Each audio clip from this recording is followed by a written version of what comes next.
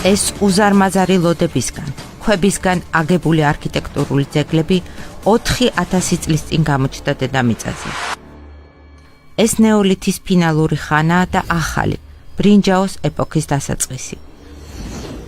ეს ნაგებობები 1000 წლეულებია დგას და არქიტექტურული წესრიგის, საინჟინრო საქმის ტრიუმფის სიმბოლოებს წარმოადგენს დღემდე.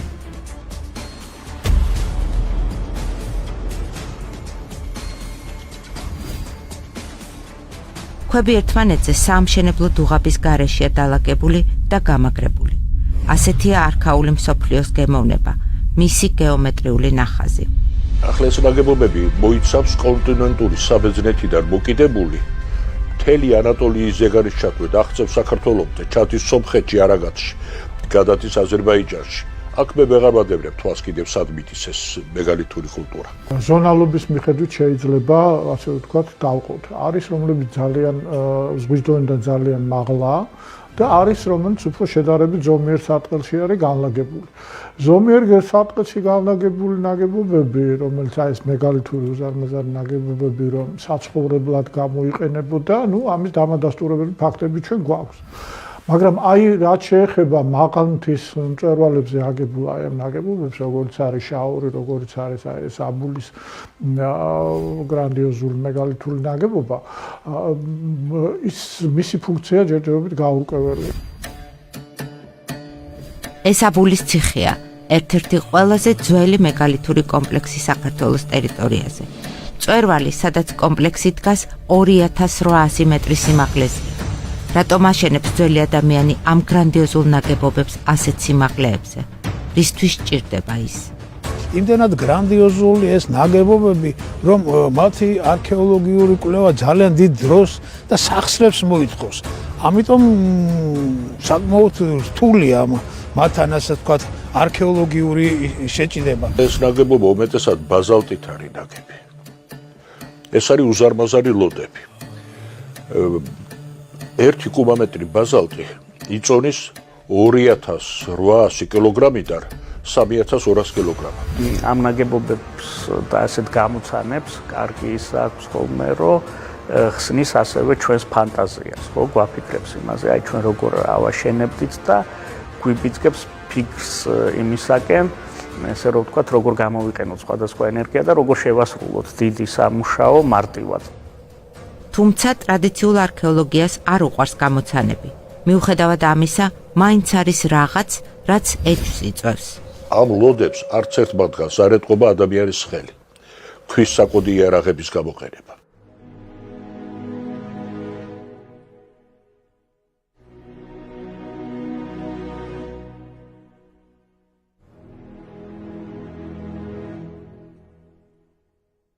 რა ტექნოლოგიურ ან საინჟინრო ცოდნას ფლობს ადამიანი, რომელიც ასეთ სიმაღლეებს არქიტექტურულად აფორმებს. კიდევ ერთი მოულოდნელი გეომეტრიული პორტრეტი. ეს შაორის მთაზე 2750 მეტრის სიმაღლეზე აღმართული მეგალითია. ეს ორივე აბულისა და შაურის ნამდვილად წინასწარ დაგეგმარებული სქემის მიხედვით არის აგებული. შესაბამისად, ესე იგი, ეს უკვე არის გვიანი ბრინჯაოს ხანის დასაწყისის ძეგლები წარმოადგენს. ეს ორივე, სადაც ალბათ მე-15 საუკუნეში ჩნდება ის ჯერჯერობით, რაც შეგვიძლია ვთქვა, თუმცა შეიძლება არ არის გამორიცხული, უფრო ძველიც იყოს. შესაბამისად, ამ დროისათვის უკვე საკმაოდ განვითარებულია რავის არქიტექტურა, საინჟინრო საქმეც, იგება ძალიან ბევრი ნაგებობები, მთელი განსაკუთრებით სამხრეთ საქართველო არის დავტვირთული ქვის არქიტექტურით. ეს არის არქიტექტურის შემოქმედება. უბრალოდ მან არ იცის, ან არ ჭირდება პირდაპირ გითხრათ, ქვის დასამუშავებელი იარაღების ხმარება. იმიტომ რომ ზამზარეული სამშენებლო მასალა აქვს, იცის მეთოდი როგორ ააშენოს და იმითი აშენებს.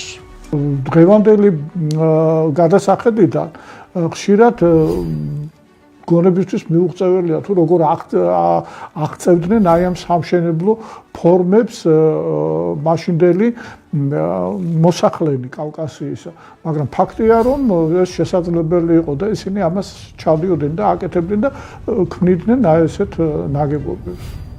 გამოდის, რომ 3500 ან 4000 წლის წინ ადამიანი აკეთებს ურთულეს საინჟინრო გათვლებს, რომელიც 1000 წლეულებს გარანტირებულად უძლებს.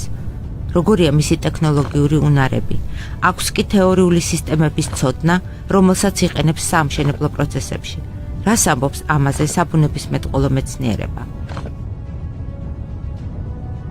პირველი შეკითხვა, როდესაც რაღაც ტექნოლოგიურ ნაგებობას ან ასე რომ ვთქვა ტექნოლოგიურ მიღწევას აღმოაჩენენ, ხო, შეკითხვა ჩდება, რომ აი მაშინ არ იყო განვითარებული თეორიული ცოდნა და როგორ შეძლო ხო ადამიანმა აი ამ მიღწევების შექმნა, რაც მაშინაც და ეხლაც მოითხოვს ესე რომ ვთქვა თეორიულ ცოდნას, მაგრამ სამყაროში ბევრი ტექნოლოგია განვითარდა ისე რომ მანამდე მისი ასე რომ ვთქვა თეორიული ცოდნა არ იყო სისტემატიზირებული.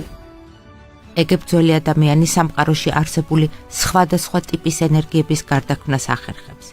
ბიბლია სხვა ისტორიულ ინფორმაციასთან ერთად ერთ საინტერესო პასაჟს შეიცავს. პალესტინური ქალაქის იერიხონის მონოლითური კედლები საყვირების და დაფთაფების ხმებით დაანგრიეს. აღმოსავლეთის სხვა მხარეში ტიბეტელმა ბერებმა მძიმელოდების აწევა მაღალ მთებში ხმის ვიბრაციების საშუალებით შეძლეს. გამოდის, რომ ბგერის ენერგიას შეუძლია გააუქმოს სიმძიმის ძალა. ბგერა, ასე რომ ვთქვათ, ენერგია და უბრალოდ ერთი ტიპის ენერგია შეიძლება სხვა ტიპის ენერგიად გარდაიქმნას, ამაზე და საკმაოდ ესე რომ ვთქვათ, ესეთი პოპულარულია დღეს სამყაროში ეკოლოგიური ენერგიები, ხო, იგივე ტალღების ენერგიებზე არის ლაპარაკი, ზღვის ტალღების ძალიან აქტიურად, ქარის ენერგია, ანუ ჩვენ არ ვიცით და ნუ ყოველ შემთხვევაში თანამედროვე მეცნიერულ მიგნებებს თუ დავადნობით ვერ ვიტყვით რომ ადამიანს ქონდა ეს გარდაქმნის შესაძლებლობები, მაგრამ ჩვენ გვიბიძგებს ამაზე ფიქრისკენ, რომ ვიფიქროთ რა ტიპის ენერგია შეიძლება იყოს. ეს არის მონოლითური ნაგებობა და რაღაცა უნდა ყოფილიყო, რაც რამე შეამსუბუქებდა იმისთვის, რომ ამ ქვების ერთმანეთზე წყობა და გამაგრება ყოფილიყო ოსტატისთვის იული და თანაც ამას გაეძლო წლებისთვის.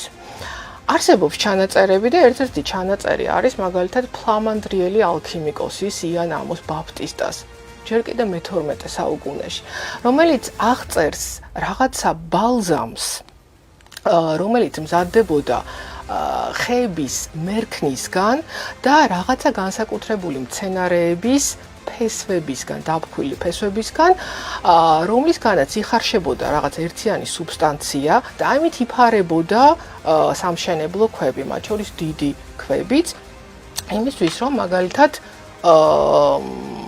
რაღაც თქვათ იგივე ხახუნის ძალა შეემსუბუქებინა და უფრო იული, ანუ ოსტატის ხელში ეს მაგარი ქვებიც კი უფრო დამყობლი გამხდარიყო.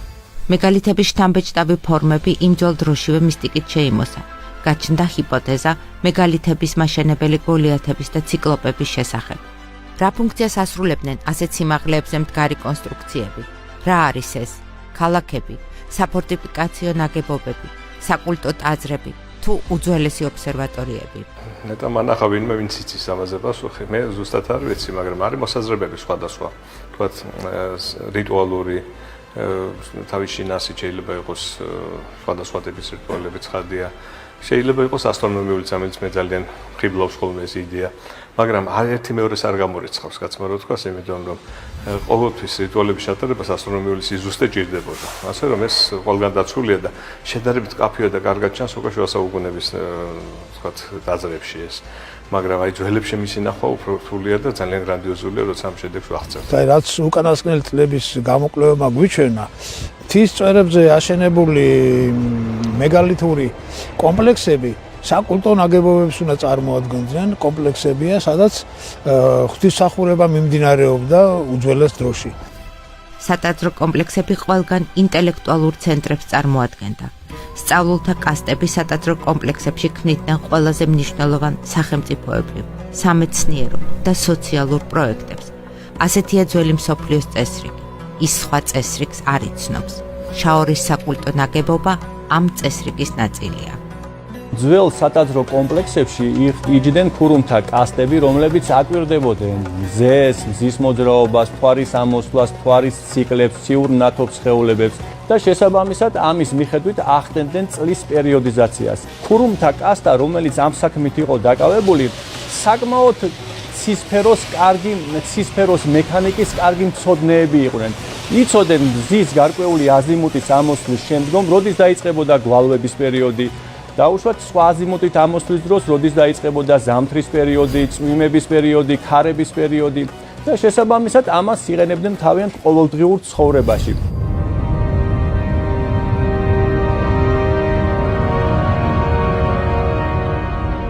შაორის სატაძრო კომპლექსამდე, რომელიც 2750 მეტრის სიმაღლის მწვერვალზე დგას, სარიტუალო გზა ადის. ირგვლივ დასახლების კვალი არ ჩანს. ნაგებობის დიდი ნაწილი ჩამოშლილია. კომპლექსის შუაგულში მოედანია. რა წესით? ან ვინ ასრულებდა აქ რელიგიურ რიტუალს? როგორია ძველი ადამიანის საღვთისმსახურო ეტიკეტი?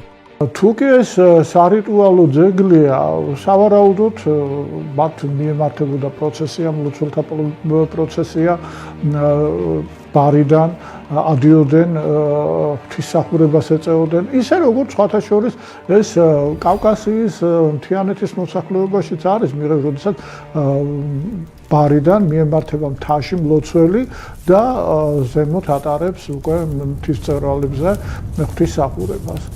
ეს ფშაური ხატისკენ მიმავალი სარიტუალო გზა და ახალი წლის სადღესასწაულო უძველესი ღვთისმსახურების ტრადიციაა.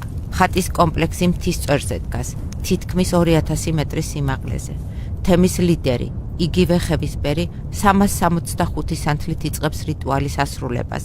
საინტერესოა ერთი დეტალი. მაშინაც კი, როდესაც ნაკიანია წელიწადი, ხევისბერი კანონს არ ცვლის. ის მაინც 365 სანთელს ანთებს. ესეც ძველი სამყაროს წესრიგია. წელიწადის 365 დღე დაყოფა. ქურუმთა კასტა, რა თქმა უნდა, თავისი ამ ემპირიული მონაცემებით, რომელსაც წლების განმავლობაში უკვირდებოდა, რომ აესახა ეს და არ დაკარგულიყო, ამისათვის ააგო ეს სარიტუალო ტიპის მეგალითური ნაგებობები. კერძოდ ის ააგო იმ კონფიგურაციით, რომ მათი შესასვლელები თუ ცალკეული ობიექტები მიუთითებდა გარკვეული მიმართულებით ციური მნათობის სხეულების ამოსვლაზე. ეს საშუალებას აძლევდა იმ პერიოდში მცხოვრებ ადამიანს, რომ ემართა თავისი სახალხო მეურნეობის დარგები, განესაზღვრა როდის დაეხნა, როდის მოემარაგებინა სოფლის მეურნეობის პროდუქტები და გადარჩენილიყო და მოეღწია დღევანდლამდე. არქეოლოგი დიმიტრი ნარიმანიშვილი მეგალითურ ძეგლებს რამდენიმე წელია იკვლევს. კვლევის პროცესში აეროგადაღებების დროს აბულის ციტადელის კალთებზე ნამოსახლარების კვალი გამოჩნდა. გამოიკვეთა ინფრასტრუქტურული, უცნობი დეტალებიც.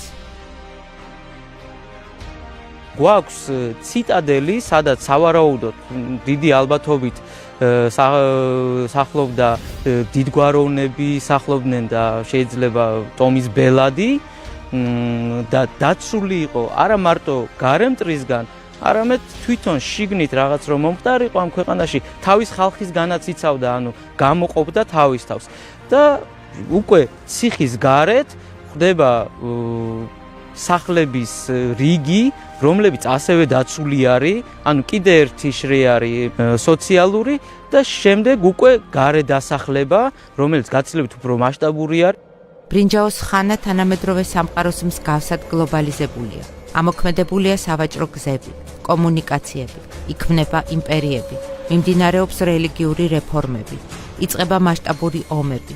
მეგალითური ანსამბლები საომარი ესკალაციის დროს გზების კონტროლის ფუნქციას ასრულებს, ან სასაზღვრო ციტადელებად იქცევა. რა ხდება 3500 წლის წინანდელ ქართულ სივრცეში? ეს ის პერიოდია, როდესაც უკვე მოსახლეობა აი ამ სამყაროსი უკვე ერთმანეთთან კავშირებს ამყარებს, ეკონომიკურ კავშირებსაც ამყარებს და ეს ეკონომიკური, ასე ვთქვათ, ინტერესები გადაიკვეთება სხვადასხვა სახელმწიფოებისა, რომელიც შემდეგ ომების მიზეზებიც კი ხდება. ტოპოგრაფია გვაძლევს საშუალებას თვალი მივადებულოთ იმ ტერიტორიას, რისი დაცვასაც ცდილობს ის საზოგადოება, რომელსაც ეკუთვნის ეს მეგალითური ნაგებობები და ჩვენ ვფიქრობთ, რომ ეს არის სადღაც მე-15 საუკუნიდან მოკიდებული, ეს უნდა იყოს დიაუხი დაიანის სამეფო, რომლის ტერიტორიაზე სწორედ ესე იგი სამხრეთ კავკასიაში ხდება ეს მეგალითური სიმაგრეები. დიაოხი ქართულ ტომთა ერთ-ერთი პირველი სახელმწიფოებრივი გაერთიანება ასურეთის და ურარტუს იმპერიების ინტერესებში ექცევა. პირველი ცნობებიც დიაოხზე ასურეთის და ურარტუს საისტორიო ჩანაწერებში ჩნდება. შესაძლოა აბული მთავარი მეტროპოლიაც კი იყოს დიაოხის ქვეყანაში. და ჩვენ ამის წერილობითი წყაროების გაგვაჩნია უკვე მე-12 საუკუნიდან ასურეთის ხოლმე შემდეგ უკვე ურარტუს სამეფოები როგორ ებძვიან ამ სახელმწიფოს, როგორ იღებენ ციხესიმაგრეებს და ასე შემდეგ და ასე შემდეგ. ესე იგი მთელი ისტორიებია ამასთან დაკავშირებით. ესე იგი შესაბამისად მეგალითური ნაგებობების უმეტესობას სწორედ თავდაცვითი ფუნქცია გააჩნდათ. არქეოლოგია 3500 წლის წინანდელ ამ ისტორიულ კონტექსტს არტეფაქტებით ადასტურებს.